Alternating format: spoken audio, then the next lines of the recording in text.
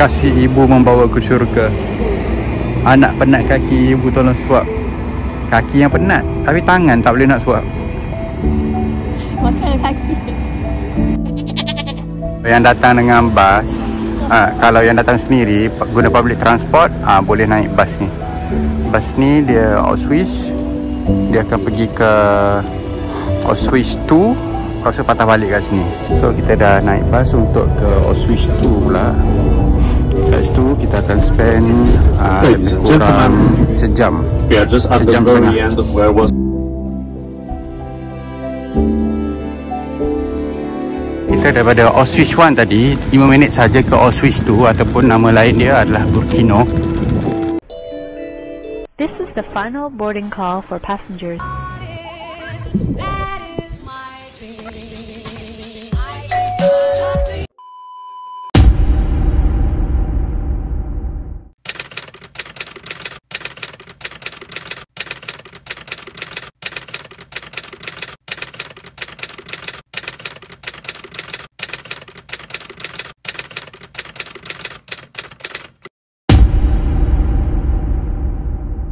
Masa Nazi mula-mula takluk Poland, diorang plan untuk hapuskan 11 juta orang Yahudi dekat Eropah. 11 juta ni maksudnya daripada baby sampai orang tua. Kenapa diorang pilih Krakow dan Auschwitz? Sebab Nazi berpendapat Auschwitz ni adalah kawasan yang easily be isolated and camouflage. Kalau korang nak tahu, Auschwitz ni pun sebenarnya tentera Soviet dia accidentally terjumpa. Maksudnya terjumpa secara tak sengaja masa diorang tengah buat lintas udara daripada atas. Kalau daripada tepi jalan ke apa, memang tak nampak langsung camp ni. Dan masa ni lah tentera Soviet dia curious nak tahu camp apa yang tiba-tiba wujud dan sangat besar ni. Dan masa ni lah diorang tahu bahawa wujudnya satu camp pembunuhan Yahudi secara besar-besaran dekat sini. So ni adalah landasan kereta api yang dah tak berfungsi, yang menghubungkan terus rel kereta api ni ke Auschwitz 2.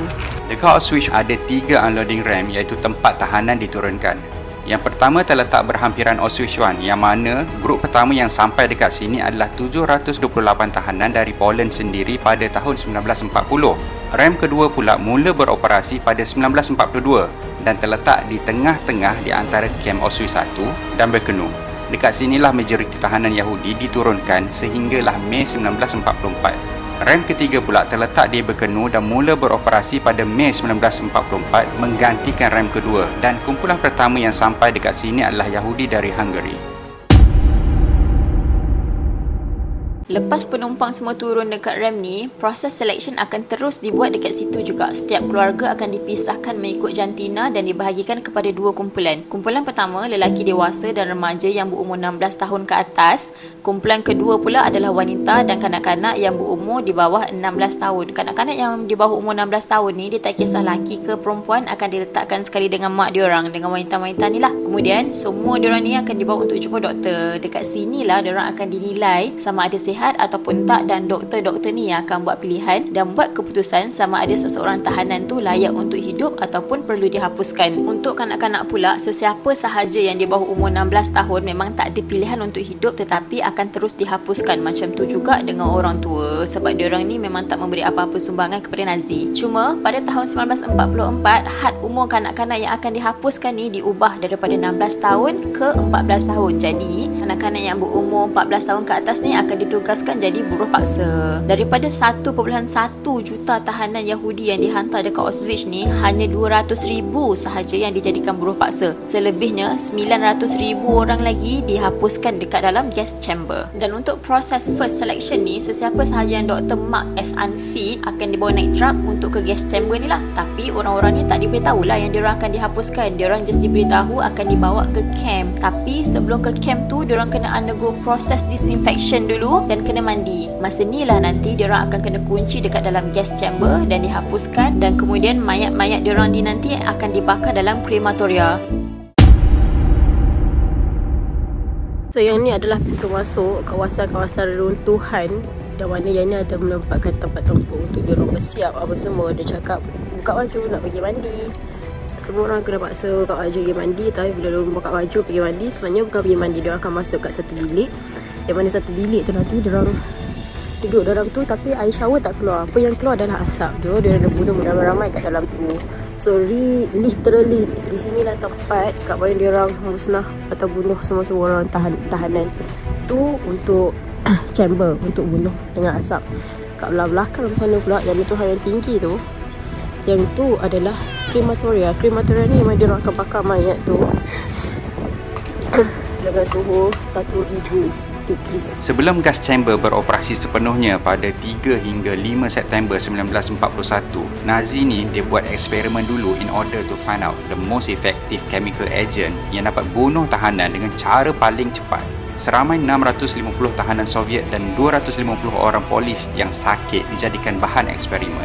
Setelah cuba macam-macam jenis chemical, Nazi akhirnya buat keputusan untuk guna gas Zyklon B, sejenis racun perosak dari cyanide yang bila terdedah dengan udara, pellet Zyklon B ni akan bertukar jadi gas beracun yang menyebabkan sesak nafas, kegagalan paru-paru dan kematian bila dihidu.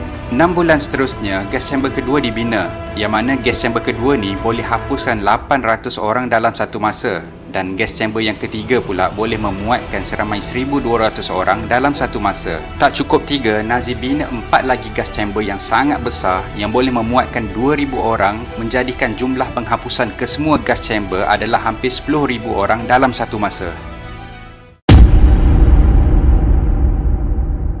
So kat sini dia ada macam satu tiang naik ke atas. So orang-orang kat bawah tu nanti kat sini dia lepaskan gas beracun tu untuk bunuh semua orang yang ada kat dalam ni. Dan yang kat sini ni adalah krematoria. So total keseluruhan yang mati kat kawasan adalah 1.4 juta dalam masa beberapa tahun sahaja. Lepas proses dekat gas chamber ni selesai, mayat-mayat ni semua akan dibawa ke krematoria. Krematoria ni adalah tempat untuk diorang bakar mayat-mayat ni sampai jadi abu. Ni adalah cara paling mudah untuk Nazi hapuskan bukti jenayah yang diorang dah buat. Setiap hari, seluruh bandar Krakow ni akan ada satu bau yang sangat busuk sampai penduduk yang ada dekat situ macam pelik. Kenapa hari-hari ada bau yang busuk macam ni? Tapi tentera Nazi just akan jawab, ni bau orang bakar sampah. Macam tu je. Dan tulang-tulang yang tak terbakar sepenuhnya dalam krematoria tu akan dihancurkan sampai jadi powder, kemudian digunakan sebagai baja tanaman. Dekat sini ada 5 buah krematoria dan ada beberapa krematoria ni dia terletak sekali dengan gas chamber. Dan dianggarkan kesemua krematoria ni boleh bakar 4,400 mayat setiap hari. Maksudnya dalam masa setahun, kesemua krematoria ni boleh bakar 1.6 juta mayat. No wonder lah Nazi diorang ni boleh hapuskan terlalu ramai tahanan dalam masa yang sangat cepat. So sekarang ni kita tengah jalan nak masuk ke dalam kawasan camp. Dia kata yang ni sektor 2. Belakang sektor 2, bukan kat sini tau, belakang lagi ada nampak pokok tu. Belakang tu ada sektor 3, tapi tak sempat siap sebab Perang Dunia Kedua. Dan sektor 3 tu dia sama besar dengan sektor 2 belakang ni.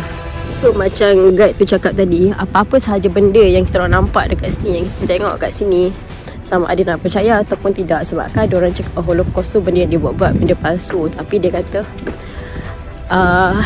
yelah, kalau kita pun kita akan cakap macam Yahudi ni satu bangsa yang macam sombong, degil, suka menindas orang. Sebab tu Nazi nak bunuh dia, ramai nak musnahkan terus. Tapi dia kata that's the other story. But one side of story bila kita sampai di sini, put some humanity dengan macam mana cara orang-orang ni tahanan ni dibunuh dan diseksa sehingga mati. Kalau dekat Auschwitz kan tadi dia ada satu room yang kita tak boleh ambil gambar ataupun video. Room tu ada room di mana kulit-kulit perempuan dan rambut-rambut tu nak jadikan tekstil. So kat mana tempat perempuan-perempuan tu tanggalkan baju dan disiap kulit tu adalah dekat bahagian belakang ni. So ni adalah plug yang sama dengan plug English tadi, dalam bahasa Inggeris tadi, tapi ni dia letak dalam bahasa-bahasa lain. Dan bahasa-bahasa yang digunakan dekat sini adalah bahasa-bahasa kepada tahanan-tahanan daripada negara mana yang dia datang. So kalau ada bahasa Hungary, ada bahasa Polish, macam-macam lah. Dekat Auschwitz ni, diorang kan hidup macam tahanan kan. So setiap pagi memang ada roll call untuk cek siapa yang sihat, siapa yang tak. Dan masa ni lah, perempuan-perempuan yang tinggal dekat Auschwitz tu ni, diorang akan cucuk jari dengan jarum dan darah yang keluar tu diorang akan letak dekat muka supaya nampak lebih sihat dan tak dihapuskan. Dekat Auschwitz tu ni ada 2 hukuman yang dijalankan setiap hari. Yang pertama, gas chamber. Setiap hari Nazi akan hapuskan 2,000 orang kat dalam gas chamber ni. Macam mana cara diorang dibunuh? Setiap pagi diorang akan select 2,000 orang dan 2,000 orang ni akan diarahkan untuk buka baju, pergi mandi beramai-ramai dekat dalam satu tempat yang memang dinamakan tempat untuk mandilah, dan diorang akan diberikan sabun serang satu. Sebelum masuk ke tempat tu, diorang akan kumpul semua baju yang dah ditanggalkan, diorang akan kumpul semua cermin mata dan diorang akan cek gigi juga. So, siapa-siapa dia yang pakai gigi emas tu akan dicabut sebab tentera Nazi ni akan ambil untuk jual balik. So, bilik yang diorang masuk untuk mandi tu pula sebenarnya bukan bilik mandi tapi gas chamber. Masuk je dalam tu, pintu akan dikunci daripada luar dan tentera Nazi akan tuang tin yang berisi gas beracun daripada atas. Atas ni daripada lubang atas ni lah, sebab diorang ingat lubang atas ni akan keluar air, tapi sebenarnya tak. Lubang ni lah yang akan diorang salurkan gas beracun ni dan menggelupur lah semua tahanan yang masuk dalam ni untuk selamatkan diri. Tapi malangnya tak ada seorang pun yang selamat lepas diorang masuk kat dalam ni. Walaupun semua Yahudi ditahan dekat sini, tapi terdapat beberapa golongan Yahudi yang tak dibunuh. Contohnya orang Yahudi yang bekerja untuk Oskar Schindler. Dalam perjalanan dari Krakow nak ke Auschwitz ni, kita ada lalu satu kilang besar yang mana kilang ni adalah milik Oskar Schindler ni lah. Oskar Schindler ni adalah ahli politik Nazi yang juga seorang businessman. Mula-mula Schindler ni dia hire orang Yahudi sebagai pekerja sebab kos untuk bayar gaji orang Yahudi ni lebih murah daripada hire orang Polish. Masa ni dia tak tahu lagi aktiviti Nazi dekat Auschwitz. Bila dia dapat tahu Yahudi dekat Auschwitz ni dibunuh dengan kejam, dia pun ambil sebanyak mungkin orang Yahudi untuk kerja dengan dia supaya dia dapat selamatkan orang-orang ni. Dan sepanjang kekejaman Nazi tu, Oskar Schindler ni dia berjaya selamatkan 1,200 orang Yahudi dan semua pekerja ni berjaya hidup sampailah Nazi kalah. Dan sejarah hidup Oskar Schindler ni dijadikan sebuah filem oleh Steven Spielberg. But 10 days before liberation, in 17 January 45, during last roll call, was still 67,000 prisoners in there. And about 56,000 were sentenced to West in marches of death. Bila Nazi kalah dengan Soviet Union, diorang dengan tergesa-gesa bunuh sesiapa sahaja tahanan yang tinggal dekat Auschwitz dan runtuhkan semua gas chamber dan krematoria dan ada. 17 Januari 1945, bila tentera Soviet mula nak masuk ke Krakow, tentera Nazi paksa semua tahanan yang sihat dekat Auschwitz masa tu untuk berjalan supaya pindah daripada Auschwitz ke kamp lain. Peristiwa ni dikenali sebagai The Death Marches. Bayangkan masa tu winter, diorang kena berjalan dalam suhu yang sangat sejuk. Kita orang yang datang masa bukan winter ni pun dengan baju berlapis-lapis ni pun rasa sejuk gila dah. Sesiapa sahaja yang terjatuh masa berjalan tu akan terus ditembak dan biarkan mati atas jalan. Yang hidup ni pula akan teruskan perjalanan sampai ke tempat yang dia nak pergi tu lah. Dan sepanjang perjalanan ni ada 15,000 tahanan yang mati. Tahanan yang tak sihat dekat Auschwitz ni pula, diorang tinggalkan dekat camp Auschwitz tu macam tu je, tanpa makanan, tanpa air. Masa Soviet jumpa camp Auschwitz ni ada 9,000 tahanan yang kalau diorang jumpa masih hidup pun memang dah tinggal nyawa-nyawa ikan. 21 Januari 1945, kesemua tentera Nazi ni tinggalkan Poland dan balik ke Jerman. So, apa yang jadi kepala Hitler selepas kalah dengan Soviet? Hitler akhirnya bunuh diri pada 30 April 1945, 10 hari selepas tentera Soviet ni masuk ke Berlin. Hitler mati ni dengan cara dia makan pil cyanide dan ditembak diri dia sendiri dalam tempat persembunyian dia dalam satu bunker bawah tanah. Seminggu selepas kematian Hitler ni, pada 7 Mei 1945, semua tentera Nazi ni akhirnya mengaku kalah dan menyerah diri kepada tentera Soviet. Jadi, untuk memetik kata-kata Hitler yang konon ni dia sengaja tinggalkan sedikit Yahudi supaya kita kenal perangai Yahudi ni macam mana, sebenarnya bukan dia sengaja tinggal, tapi sebenarnya dia dan tentera dia sendiri tak sempat pun nak hapuskan semua sebab dia orang dah kalah dengan Soviet. Dan Hitler sendiri pun dia dah bunuh diri dulu sebelum dia orang menyerah kalah dengan Soviet. Dan kalau kita nak berbalik kepada sentimen anti-Yahudi, sebenarnya pada zaman Rasulullah dulu, Rasulullah sendiri pernah izinkan Yahudi untuk menetap dekat Khaybar. Khaybar ni adalah kawasan penempatan yang sangat subur. Tapi apa yang berlaku masa tu, orang Yahudi ni khianat. Dia berpakat dengan musuh Rasulullah untuk jatuhkan Rasulullah. So, apa Rasulullah buat? Rasulullah just usir je lah orang Yahudi tu supaya keluar daripada tanah Khaybar tu. Dan adakah Rasulullah membenci seluruh Yahudi secara rambang? Tak. Malah Rasulullah masih lagi mempunyai sahabat daripada bangsa Yahudi dan Rasulullah juga pernah berkahwin dengan perempuan berketurunan Yahudi. Sebab apa? Sebab Islam ni adil. Islam dia tak letak dosa orang lain di atas bahu orang lain. Dan Islam juga tidak pernah menghukum orang sebab bangsa. Islam cuma menghukum seseorang tu sebab tindakan salah yang dia buat. So bangunan-bangunan kat sini memang tak ada penempatan langsung tau. Memang tak ada orang tinggal kat sini. Orang yang dibawa kat sini hanyalah untuk dibunuh sahaja. So kalau nampak tanda H ni, ni tanda tanda ni adalah hospital. So kat sinilah tempat yang diorang inject baby dengan anak tu. Sebenarnya bukan vaksin tapi untuk bunuh. So yang dekat dalam kawasan parking tu, kau perasan ada bawa bumbung tu, tu adalah wooden cart yang masa kalau kita nampak gambar orang dulu, dia angkat orang ke apa benda, dia letak dalam tu untuk dia bawa dia satu tempat ke tempat yang lain. So yang ni adalah camp kitchen. So sekarang kita masuk ke kawasan ni. Kawasan ni dia gelap sikit.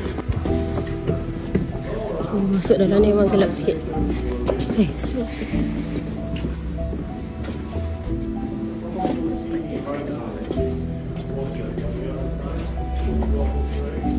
Gelap gila tau sebenarnya kawasan ni. Ni macam ada kata-kata aku tak sure kenapa macam 3 tingkat. Nampak tak? Dia ada 3 layer kat sini. Bawah, tengah dengan atas. Dan kawasan ni memang sangat-sangat gelap. Memang dia tak buat lampu. Dia tak pasang lampu langsung pun. So aku ambil video ni, aku buka flash. Tadi dia kata tempat ni dia panggil Camp of Death.